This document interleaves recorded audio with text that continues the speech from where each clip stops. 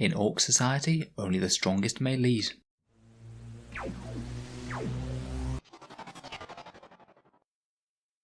Hello and welcome back to Auspex Tactics, the strategy focused 40k channel where we're all about getting the most out of our miniatures on the tabletop. Today we're going to be focusing on the Warboss and trying to answer the question of how do we build the best boss to lead our Orc hordes into battle. Now the Orc Warbosses have a few different datasheets scattered around the place. There is of course the standard Orc Warboss in Codex Orcs.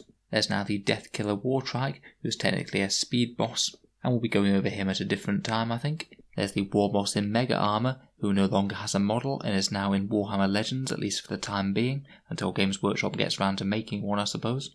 And there's finally the interesting case of the Warboss on Warbike, who's an index model who never got his datasheet moved to Warhammer Legends, but is still not present in the Orc Codex, so technically I believe his rules still stand as per the Orc Index. In this video we're going to focus mainly on the Warboss and the Warboss on Bike as the more generic forms of the Warboss and the ones that are active in Warhammer 40k in terms of rules. We'll take a look at their datasheets, talk about any combos and synergies for making them better on the battlefield, see exactly how fighting we can make them with the addition of stratagems and other buffs, and how I would use them on the tabletop.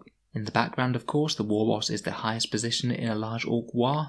He's the biggest and strongest Orc around and often one of the most cunning. Orcs can grow to enormous size when they fight more and more battles, and the Warbosses without exception tower over their kin, and are also equipped with the best arms and armour that the Orcs can muster, demanding a tribute of teeth and weapons from his subordinates. Warbosses will commonly lead by example in the thick of battle, typically surrounded by his lackeys, a group of knob bodyguards. Gretchen haul his ammo behind him, and he may have the luxury of an attack squig to bite the face of his enemies with. Particularly successful bosses will acquire the title Warlord, ruling over many Orc clans and able to turn the galaxy upside down on their whims, drowning entire star systems in an unending tide of Greenskin violence. Let's see what the biggest and best Orcs can do when put on the tabletop then. So the Orc Warboss is of course an HQ choice for Codex Orcs. In his cheapest incarnation he'll cost you 80 points with a custom shooter and a mighty power claw. In addition to this he also gets 2 sluggers and stick bombs. The Warboss has a movement of 5 inches like most Orcs, weapon skill 2+, ballistic skill 5+, strength 6, toughness 5, 6 wounds, 4 attacks, leadership 8 and a 4+ save. Things that stick out are his decent weapon skill and a reasonable number of attacks. He'll typically be striking at strength 12 with that power claw, though he isn't the most defensive in the world despite a high toughness and wounds, because that 4+ armor save really will let any sort of dedicated close combat weapon straight through. The custom shooter is essentially just 2 shooters strapped together, being an assault 4 shooter essentially. In terms of options, he can replace this with one of the options on the shooty weapons list, so a combi weapon with Scorcher or a combi weapon with Rocket Launcher. I personally find the Scorcher is just a little bit overcosted, but the Rocket Launcher isn't a terrible shout, could be particularly good on say a Death Skulls Warboss where he gets the nice rerolls to hit and wound. I realise I already told a lie earlier, because he can replace his power claw with a big chopper, meaning that you can have him be a little bit cheaper at 72 points. Typically I would advocate sticking with the power claw though, as he does have a bunch of attacks, will be at strength 12 with it, and hits on a 2+ in melee. It just means that he will be getting a lot more out of that power claw, and will make him very reliable against tanks with a decent AP. Finally, he can and should take an attack squig, because it's completely free. It's basically a melee weapon that strikes at strength 4, AP -1, and basically each time he fights, he makes 2 additional attacks with the squig. It's not much, but it's basically a couple of extra hits to help thin out hordes really. And who doesn't like squigs? In terms of special rules, he has the standard here we go for getting into combat, Daka Daka Daka for a little bit of extra shooting, and a couple of unique rules, including the very important War ability, which means that friendly clan infantry units within 6 inches of him can charge even after they advanced. Now this one's an incredibly important ability for getting your boys into melee. Provided they have a Warboss nearby them, it means that they can advance up the board without second guessing themselves, and means that you'll just be able to see how far they can get before also trying to make a charge and maybe making it into combat a turn earlier. It basically means that your average Orc boy can have on average a 17-inch threat range when he's around, which is really quite decent for a slow-moving infantry model on foot. This of course will affect himself as well, meaning that he will be able to get into combat just that little bit easier. The other very useful rule that he has is breaking heads. When you take a morale test for a friendly clan infantry unit within 3 inches of him, if it's failed, then instead of taking casualties, The Warboss restores order via violence, and the unit suffers D3 mortal wounds instead of taking the morale casualties. Big mobs of orcs will be sort of fearless when they have 30 boys in them, and not be very likely to run away with mob rule. And it means that he's particularly good at keeping order with more elite orc units, say a unit of knobs that's taking a bunch of casualties. It can actually be really quite helpful for things like Gretchen as well, whereas the other alternative for a similar rule is the runt herd, and if you're paying for a runt herd, then it sort of makes sense to upgrade to a boss, as you also get his decent fighty profile on top of that. So both War and Breaking Heads are really useful, but as a melee beatstick, I'll be honest, the Warboss isn't overly overwhelming compared with other orc units. He's only really about as good as a couple of knobs with power claws. It's not bad, but he only does on average about 3 wounds to a standard vehicle if he attacks it in close combat, which isn't exactly going to change the world, and it's not exactly what you'd hope a massive power claw or armoured Warboss might be able to achieve. He really is somewhat reliant on things like warlord traits, relics and other buffs to try and get him to be a decent beatstick, and that's something that we'll talk about in a second. Before we move on though, I thought we'd also take a quick look at the Warboss on Warbike. Now, despite being in the weird sort of limbo of having an index datasheet but not a codex datasheet, I do really like this model.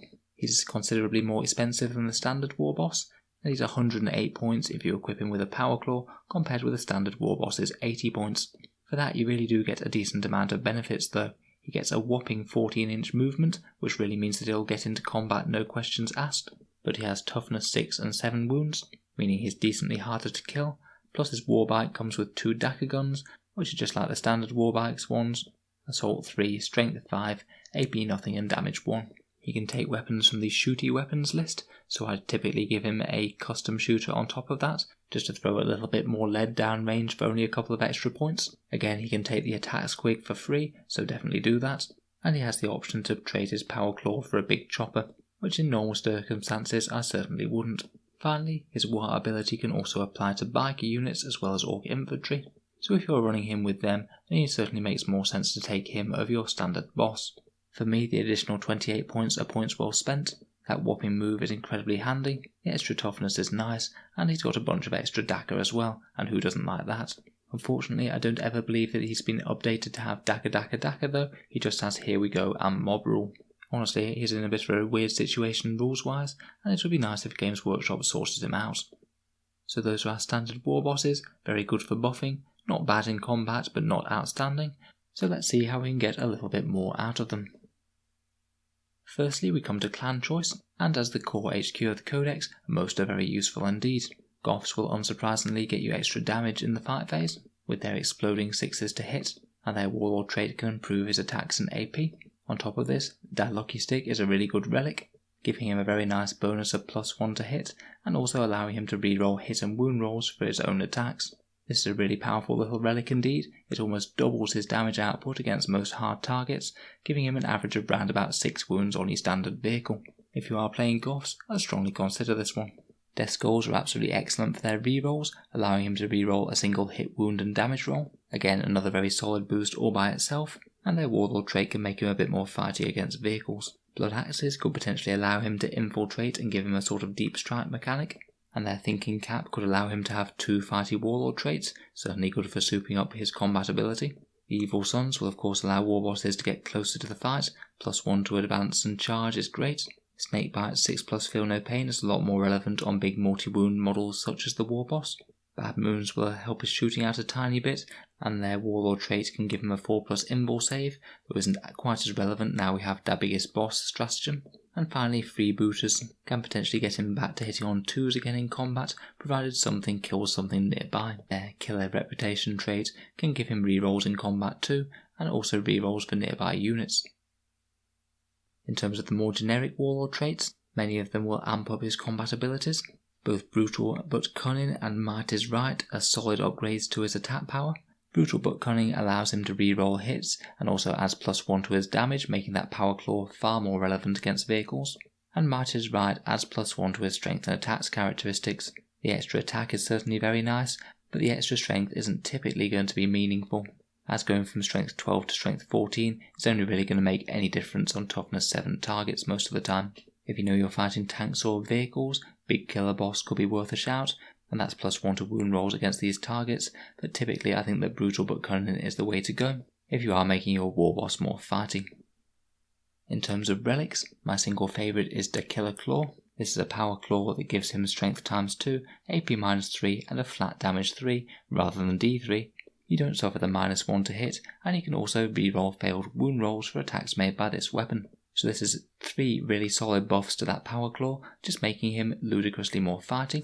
Just your standard generic boss armed with the Killer Claw and no further upgrades will get an average of 7 or 8 wounds on your standard vehicle. We really are starting to get into the good stuff now. Other solid options are Dead Shiny Shooter, which is an Assault 12 shooter with AP minus 1, though in general orcs aren't struggling for extra anti-infantry shots. Headwhopper's Kill Chopper is an interesting option if you do choose the big chopper rather than the power claw. It will make him strength 8, AP minus 2 and flat damage 2, and wound rolls of a 6 deal 2 mortal wounds instead of their normal damage. It is fun, and it's a little bit cheaper than the power claw, but if you are giving your Warlord a relic, then the Killer Claw just surpasses it in every way basically. If you want to try and make him that bit tougher, you can give him a Super Cyborg body for a 5+ feel no pain type roll. It is a fairly meaningful defensive upgrade, essentially making him 50% harder to kill, as if your Warboss had 9 wounds to start with. But for me, most of the time I'd rather up his damage output so he just kills the thing that he's fighting, and then it doesn't really matter too much if he dies afterwards. He'll have already done his job. If he is exposed, then I'm just not sure that the Super Cyborg body is usually going to be able to save him. In terms of synergies with other characters, he's going to be decently useful to get him into close combat via advance and charging, and he has some decent synergy with the Pain Boy, who can heal him via a Medi-Squig. Weird Boys in particular can work very well with him. That jump could be exactly what you need to get your Killer Claw Warboss thrown straight towards the target that he needs to kill, and Fists of Gork is an absolutely excellent upgrade to soup him up to the max. It adds +2 to strength and attacks. The strength is nice, it'll mean that it'll be wounding toughness 8 on 2s, but 2 extra attacks is massively helpful, and is essentially a 50% damage increase against most targets. Even just your standard Claw Warboss when souped up with the Fists of Gork will be doing around 6 wounds to your standard vehicle, so it's quite a lot better than his standard power. Warbosses could of course ride to battle amongst the boys in battle wagons or trucks, but I think we'll cover those a bit more when we actually go over the units themselves. In general, he will be a bit more happy just on foot, as that's where he's going to be able to provide his aura buffs. Now we come to stratagems, and the Warboss certainly has some good ones. We mentioned it briefly earlier, but for a fighty Warboss, 1 command point for their biggest boss is a really good investment. 1 command point gets you 1 additional wound, 1 additional attack, and a 4+ invul save. So decently more fighty, but also massively more survivable. A 4+ invul is a really big deal, as it stops the Warboss being quite so depressingly fragile when it comes to close combat and high AP weapons. For me, if you want any sort of fighty Warboss, then this one is an absolute auto-include. When he's in combat, if we are using a bunch of this other fighty stuff, then it could be well worth fighting twice in close combat, which is 3 command points for Get Stuck In Lads. This one does affect infantry and not bikes, so you can only do this with the standard Warboss on foot, which being able to fight again is quite a handy extra benefit. For 2 command points you also have Orcs is Never Beaten. This is the fight when you die one when the character is slain in close combat. It means that you could fight again with all of your fighty gear. This one can be done by bike bosses or foot bosses, as it just specifies an Orc character.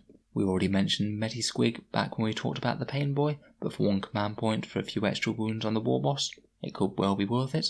And I wouldn't forget about the option of grot shields, particularly if there's some scary snipers about and you want to keep your boss safe. So how would I actually use my Warboss when it comes to a game of 40k?